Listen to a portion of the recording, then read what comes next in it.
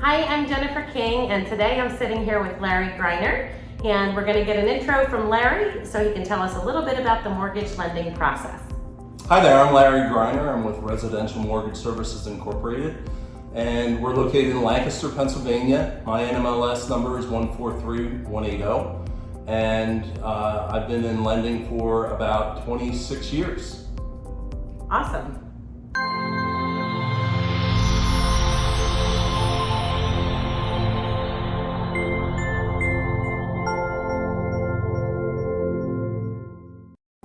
So Larry, I was hoping that today you could share a little bit about what first-time buyers should be doing as they prepare to get ready to purchase a home and need to get their mortgage financing in place. Yes, one of the most important things for anybody, especially for first-time home buyers, is to make sure that your credit is in good shape.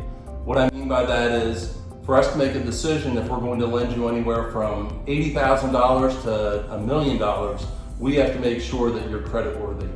For us to determine that, since we don't know you going into this, we are going to look at your credit report. It's very important that your credit scores are on the upper end to get the best possible mortgage from us. We will lend down to currently a credit score of 620. The upper credit score for our model is 850. Our credit scores range from 350 to 850. So the higher the credit score, the better. A way that you can try and get your credit scores up is if you have credit cards. If you try and keep your credit score or your credit card, what you owe against your credit card at 30% of the high limit or less, that's going to give you the best bang for your buck in regards to credit scores. Awesome, great tips. So what do you think is important for people who have lower credit scores? Like what would be some of the things they could do to get their credit scores up? What I usually find that moves your credit scores the most would be credit cards.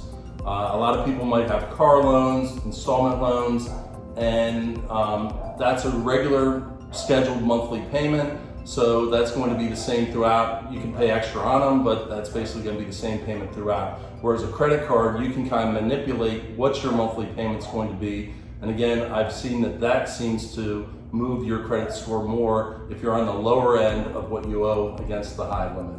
Awesome. Okay, so I was hoping you can also answer what kind of programs do you guys offer to first-time buyers, specifically to maybe Lancaster County or this area? Okay. There's a couple different programs that are offered to first-time home buyers. In Lancaster County, there's something called Tenfold now. It used to be LHOP, Lancaster Housing Opportunity Partnership, and Tabor combined together to become Tenfold. They'll give up to, I believe, $7,500 in a soft second mortgage. What that means is they'll give you a $7,500 second mortgage that you can use toward your down payment, toward your closing costs. There's no monthly payment on that, but when you go to sell the home or you do a refinance, that $7,500 does have to get paid back. But it's a great program. There are income restrictions with it. You would want to check their site. I believe it is wearetenfold.org, and they have the different parameters of their loan at that site. PHFA has a lot of different programs. They have their Keystone Home Loan Program. Normally it's a little bit lower interest rate. You can get a second mortgage with PHFA for first-time home buyers if your credit score is 660 or above. And right now they're offering something called a K-Fit. It's a 5% second mortgage. There's no monthly payment on it, and it's 5% of the sales price. It is forgiven 10% each year for the 10 years. After 10 years, if you're still in that property, that loan has gone away, so you technically made no payments on that second mortgage, and it's able to help you with your down payment and closing costs. You can combine that Keystone home loan with FHA, with USDA, with conventional and VA programs. It's a really good program for first-time homebuyers that may not have the monies available to them right now in their own checking and savings or gift availability. So PHFA and Tenfold have the wherewithal to help homebuyers get into homes, and we are able to do those loans through PHFA and also through Tenfold. So I think you touched on something really good right there as well. we often get questions from people about how important it is to use either an online lender or a local lender. And for these local programs, it really needs to be somebody who's approved and familiar with these products. So I think that's been one of the things we've really appreciated with working with your company over the years, is just the knowledge of the local market and products that specifically can benefit home buyers in this region. Yes, and Tenfold as well as PHFA have a list of lenders that are approved through them to go ahead and use their different programs, and we are on the list for both of those organizations to be able to have our buyers use their programs. Awesome. So we'll put links to all of those programs down below, as well as a link to Larry's website where you can get online and do your pre-approval right online, or he's always happy to meet with you or do the application over the phone. So pretty quick and easy, simple process. Yes. So what are some of the things that set you apart from maybe some of your peers as people try and choose which lender to use? Our company has in-house processing and underwriting. So as you were saying about a local lender, our underwriters are local, so they know the marketplace. They know if there's maybe a unique type property that it may be unique to somebody that's out in New Jersey or out in California, but it's not unique to our people here in Lancaster. I try and set myself apart by being available.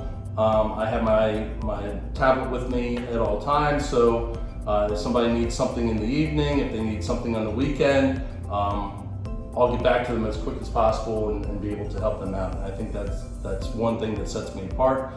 Also, I'll look to see what I can do. If for some reason I can't get the deal to work, I'll do my best to find a solution for those people.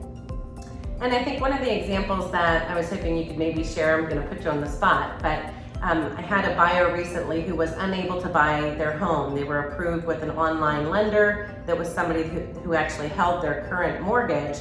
And when it came right down to it, they told them they're approved to purchase this property. And just a couple weeks before closing came through and said, actually, you're not approved.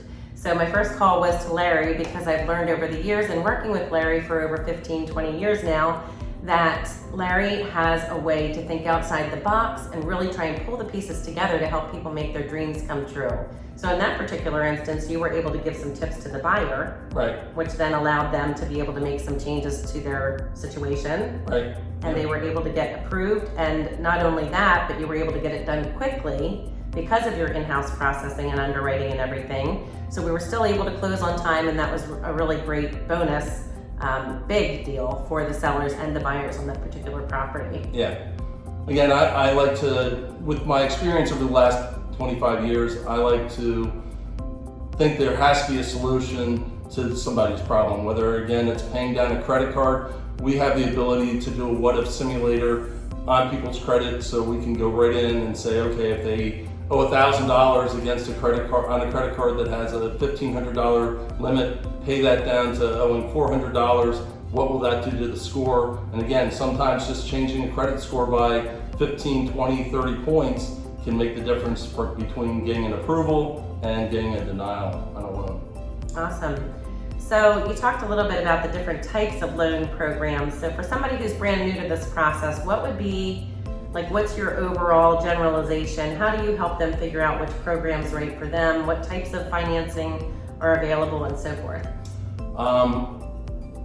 Most people will either talk to me on the phone or they'll do the online application. Once I can pull their credit in, look at what they have in regards to assets, availability in their savings, checking, 401k, gift funds, we can then look to see if they can only be approved for a certain program due to their credit score, or which program might fit with the monies that they have available. Give them different scenarios and let them make the decision based on what we can offer at that time.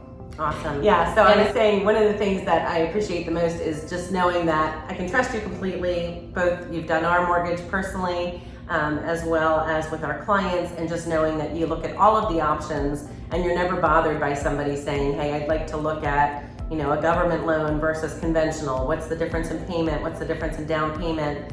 And I think that's just been really beneficial for people to understand, here's your options. Yep. And, for somebody like myself even to say, okay, well, what would you do if you were me? Right. And just to be able to have full faith in you that you're going to give me some good, solid guidance. I really appreciate that.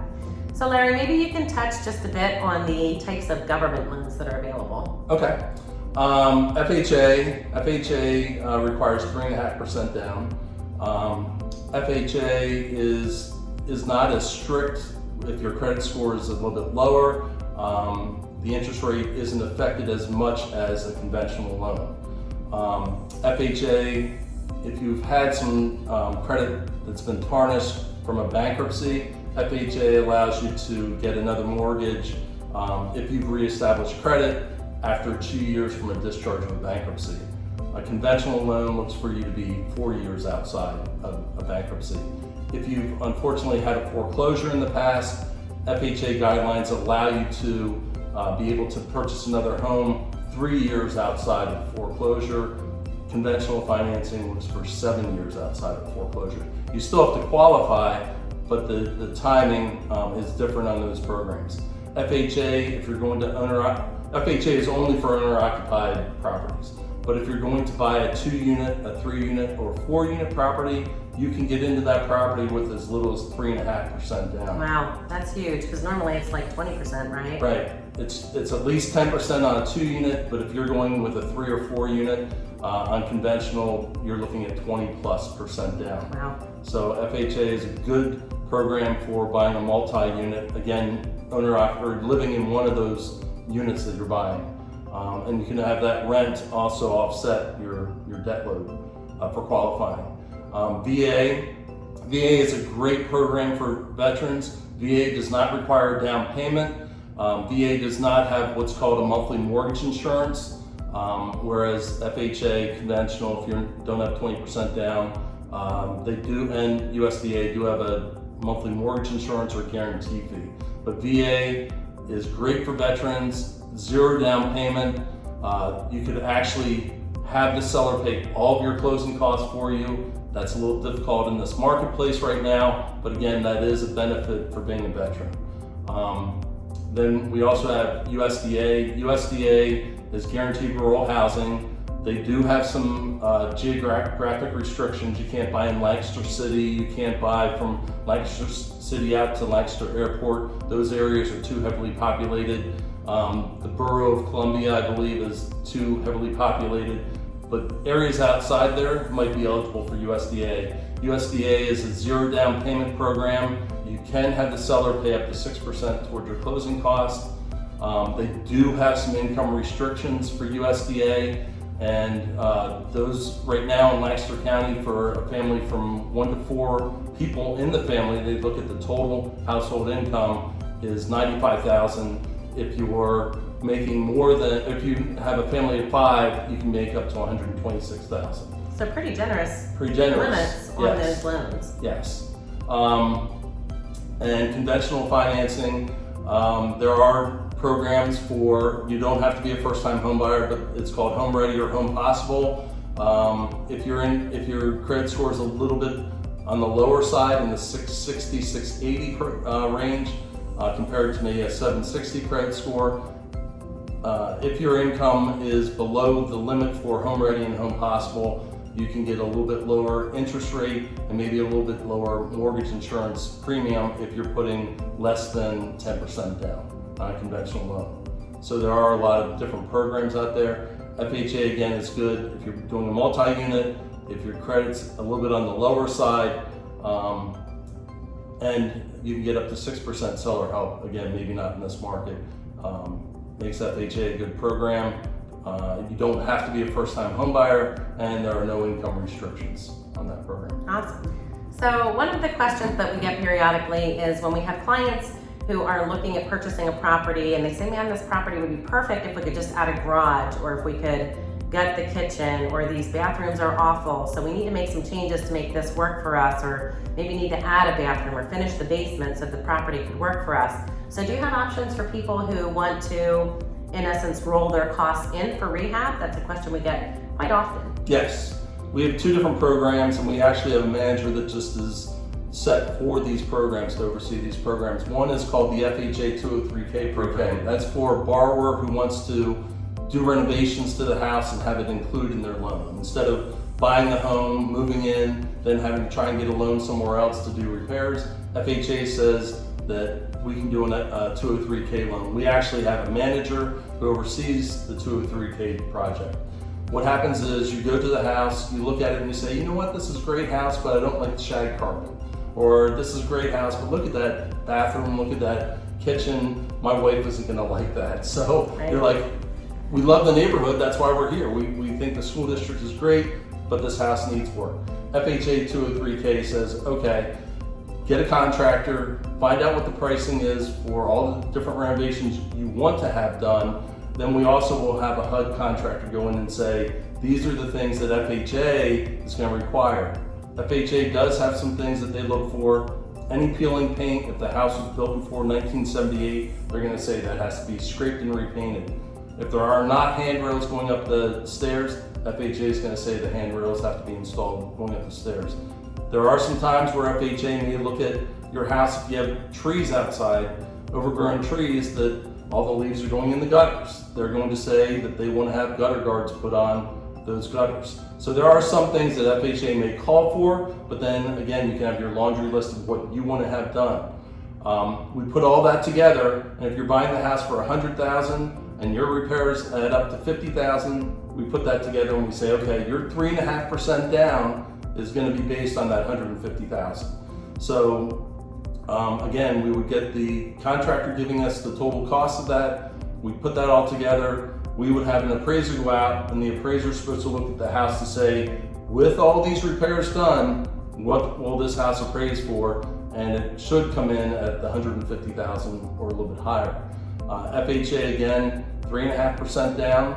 Credit score needs to be in the 620 or higher range. We do have a conventional program that also does rehab. That's called the Home Style Renovation Program. That's similar, where you have the cost of repairs added to the sales price, but then you're looking to put at least 5% down.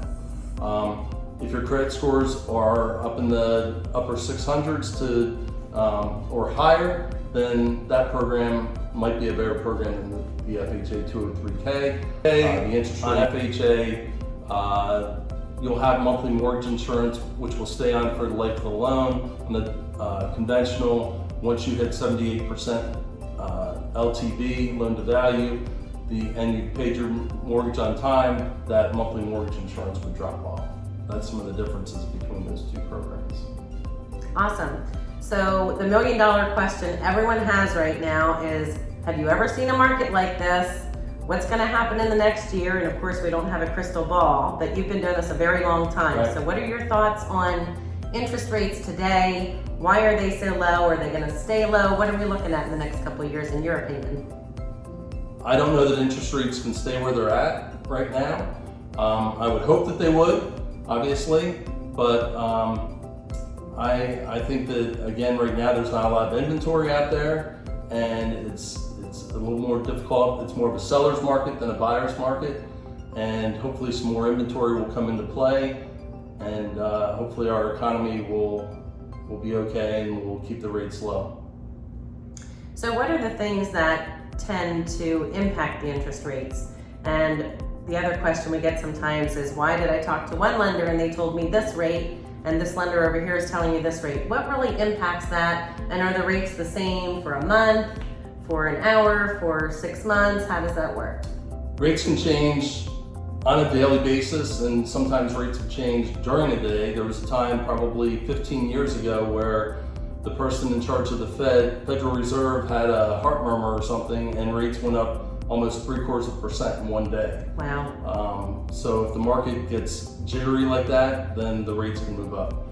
As for talking to different lenders with different pricing, I know that our rates are very competitive here in this marketplace, and I can't really answer where someone else may have different rates. Sometimes there may be some fees that are hidden, or some points that someone can pay. You can pay points to get a lower interest rate.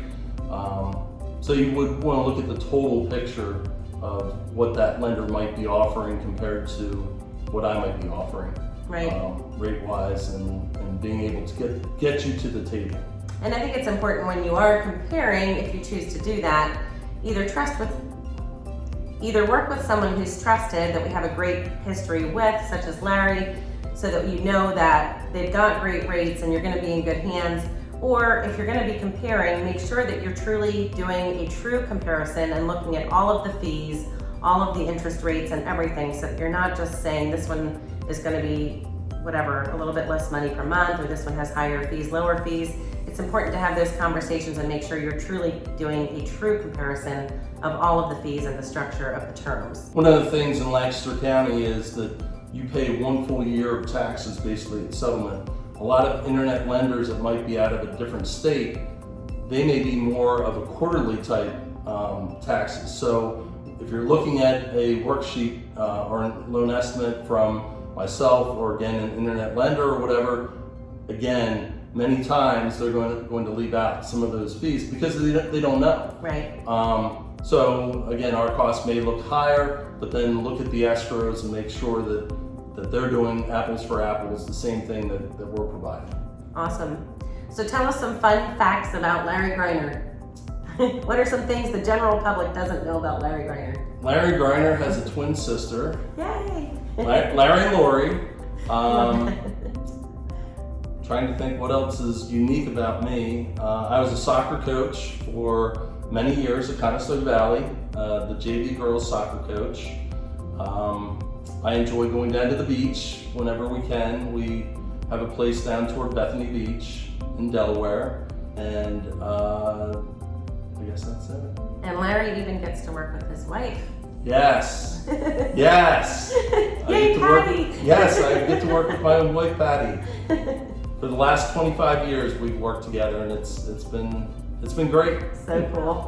Yes. And I would like to ask you is, when does it make sense to consider refinancing? We've seen a lot of people recently refinancing, maybe not because the rate is a lot lower than what they had, but the equity in their property may have gone up. Right. So by doing a refinance, if they were paying monthly mortgage insurance, or maybe they were in an FHA loan that the monthly mortgage insurance was not going to drop off, by doing a refinance, they may be able to lower the term. Maybe they were in a 30-year. Now if they go to a 20-year, they drop the monthly mortgage insurance. The monthly payment may be the same, maybe even be a little bit lower, and you've knocked off maybe 7 or 8 years if you've been in the loan two years or so by going to a 20-year term.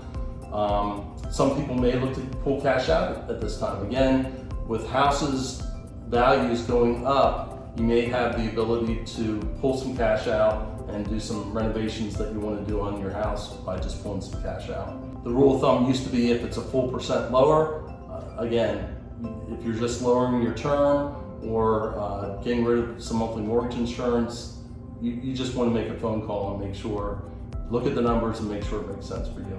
And Larry's great also at running those numbers for you to say, you know, if you're going to do this, your costs to refinance are going to be approximately this much, which means you need to be staying in the property for approximately this amount of time in order for that to make sense. So that's another great tip right there, and Larry would be happy to help you with that if you want to reach out to him directly.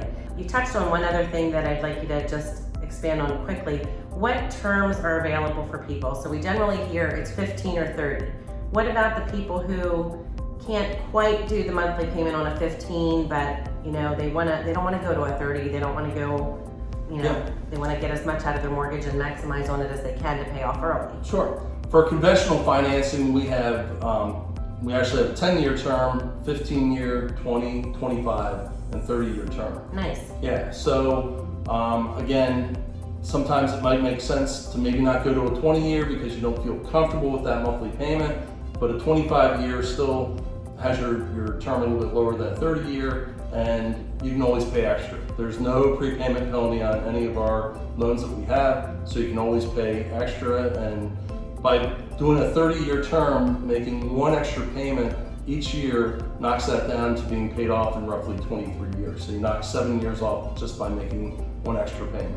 Yeah, that's a huge tip right there, because a lot of the lenders want to charge you fees to do a payment every 2 weeks. But there's ways that you can do that yourself. So I think, you know, talk to your lender who's holding your mortgage, the person that's servicing your mortgage, and get that information as well, because it does make a big difference. And of course, the sooner you get that paid off, the better off you're going to be. And you know, how amazing to not have a mortgage at all on your property would be great. You mentioned the biweekly.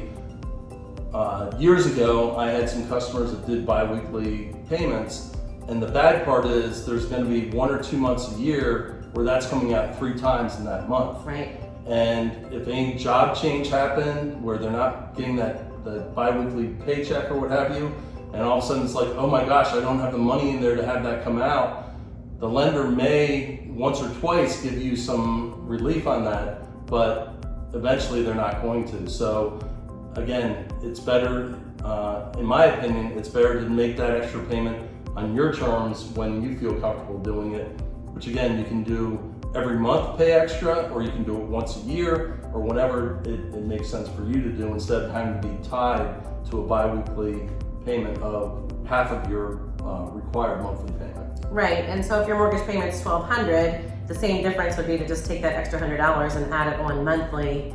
You know, just take your payment, divide it out by 12 and add it on monthly. It's not going to be exactly the same because of the way the interest works, but there's a lot of things you can do to help yourself to get that paid down even more quickly than normal. Yes. One of the questions that I get from people sometimes, Larry, is what is the difference in interest, let's say, just talking in generalities, on a mortgage versus like on a car loan or an installment loan or something like that? Is there a benefit to paying, if you get a bonus at work or you get a raise at work, to paying that interest now versus waiting?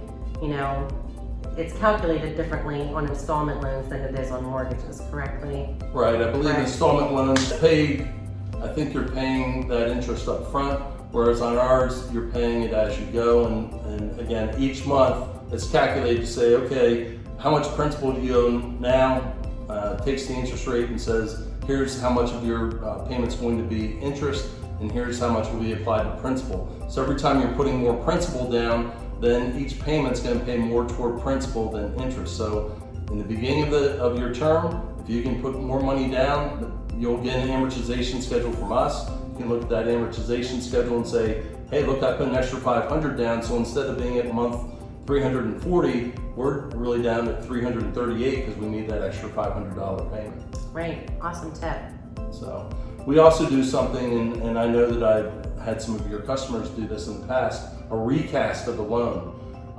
Some people in this market, they may not have their house sold, or they may say, you know what, I don't want to sell my house yet. I'd rather move into the new house, get my house ready to be sold, sell it maybe a month or two later, and I want to be able to use that equity though to affect my current mortgage.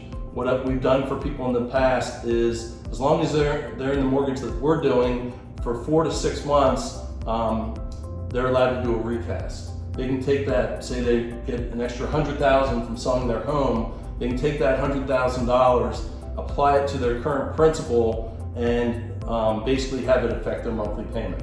And this is a huge tip. I tell people this all the time because honestly, I've been doing this for 21 years, and Larry is one of the only people I know who makes people aware of this option.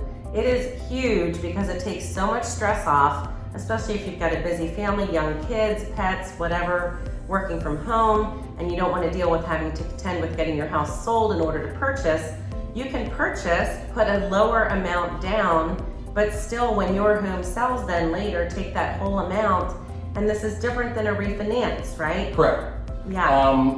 Most investors will charge less than $500 to do a recast of the loan. So you would basically take that money that you have, you would notify the investor before you do it and say, we have $50,000, $100,000, whatever the amount is that we want to apply directly to our loan and have it affect our payment. You'll have the same interest rate that you've had.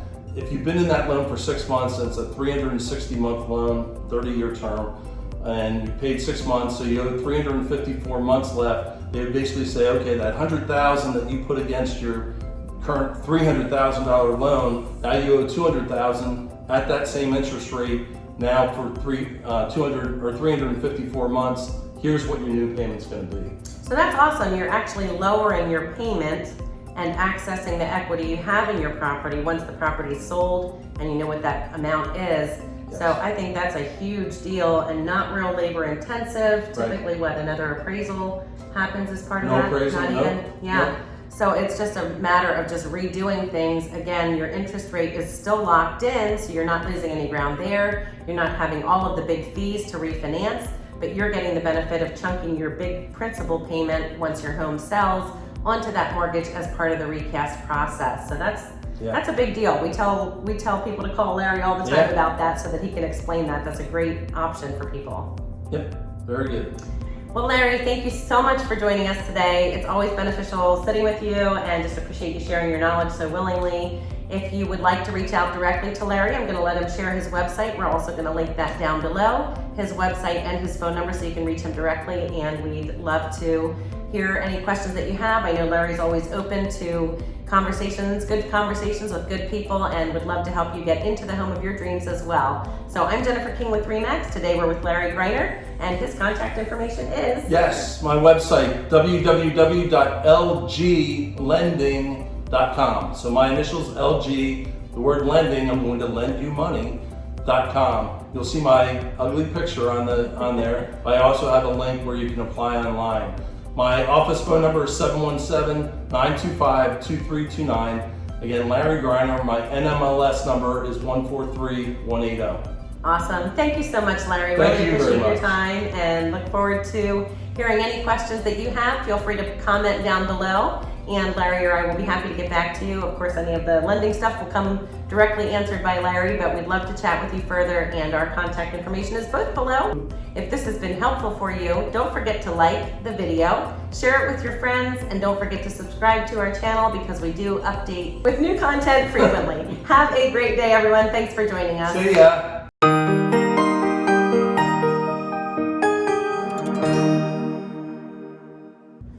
Gotta itch my nose. And Sorry, my dog's back. Give me a minute.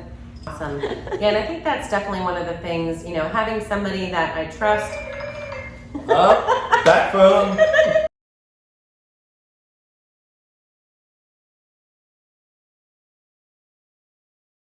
Hi, I'm Jennifer King with RE/MAX. Today we're